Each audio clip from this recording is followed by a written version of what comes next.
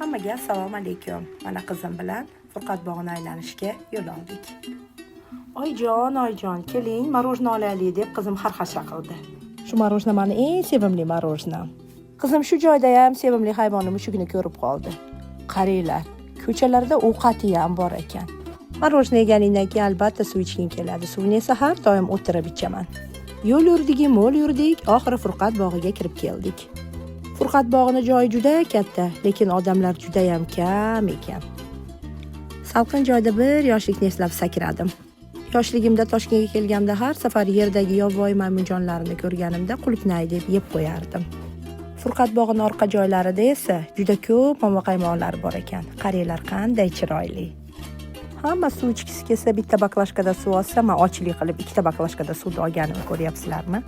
Bir boks bilan shug'ullanaman desam, pullik degan ovoz keldi. Pulim yo'qligi esimga kelib, sekin Furqat bog'idan chiqib ketdim. Videoim yoqqan bo'lsa, sizlardan like kutib qolaman.